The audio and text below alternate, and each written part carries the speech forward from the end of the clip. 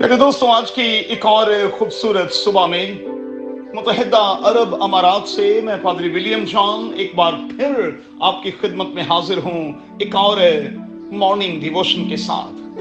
आइए खुदा के कलाम की अजीम सच्चाइयों की जानिब बढ़े। अपने सामने रखें तीमोथियस के नाम मुकद्दस पौलुस का दूसरा खत, उसका पहला बाब और उसकी 7वीं आयत। आज सुबह के लिए हमारा मज़मून होगा वेल बीइंग। इसका सादा सा मतलब है अच्छी हालत, अच्छा होना, अंदर से सरशार और फिर भरा हुआ होना।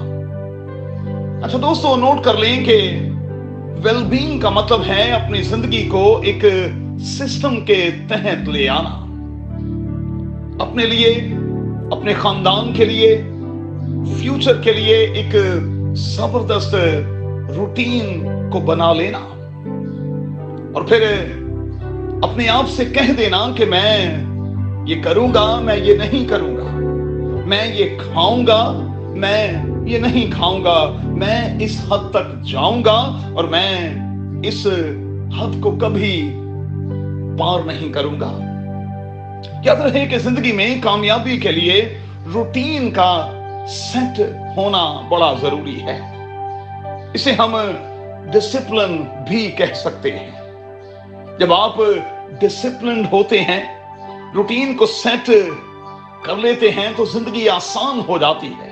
और जब आप डिसिप्लिन नहीं होते, रूटीन को सेट नहीं कर पाते, तो इसका मतलब यह होता है कि आप हकीकत की दुनिया से परे हैं, बस चल चलाओ वाला काम कर रहे हैं, जो समझ में आ रहा है उसी को करते चले जा रहे हैं। मुकद्दस पौलुस अपनी एग्जाम्पल कोट करता हुआ हमें खतूत में दिखाई देता है।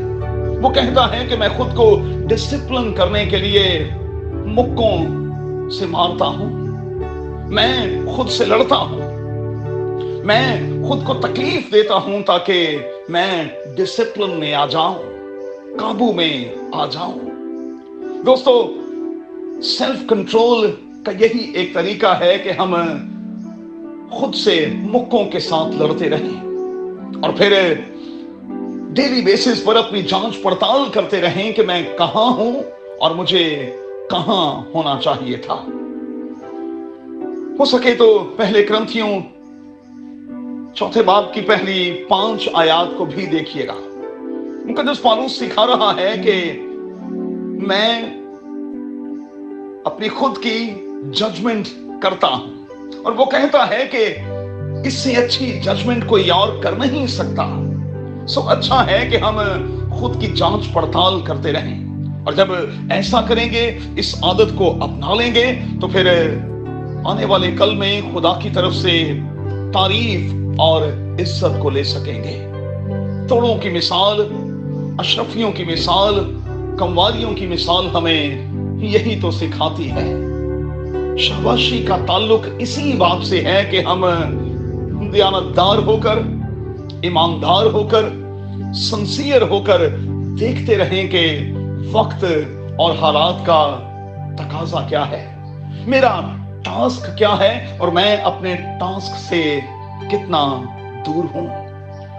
तो बड़ा जरूरी है कि खुद की जिम्मेदारी लें, जिम्मेदार बने और फिर अपने आप को आने वाले कल के लिए पूरे तौर पर तैयार करते रहें। किसी ने क्या खूब कहा है कि जब हम अपनी जिम्मेदारी लेने वाले बन जाते हैं, तब ही जाकर हम दूसरों के लिए जिम्मेदारी का मुजाहिरा कर पाते हैं।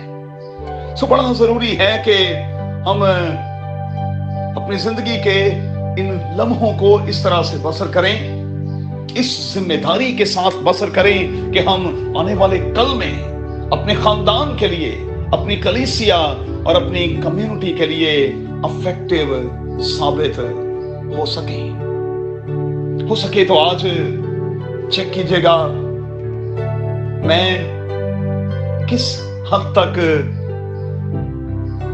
कंट्रोल में हूं, काबू में हूं और मैं अपने डिसिप्लिन का کہاں تک خیال رکھتی ہوں۔ اگر ہم کسی بھی طور پر اوور کنٹرول ہیں، کنٹرول سے باہر ہیں، تو پھر ہمیں اپنی زندگی کا ریموٹ کنٹرول خداوند کو دینا ہوگا، اور خداوند سے التجا کرنی ہوگی کہ خداوند اب تو مجھے کنٹرول کر، یسوع کے نام میں آمین۔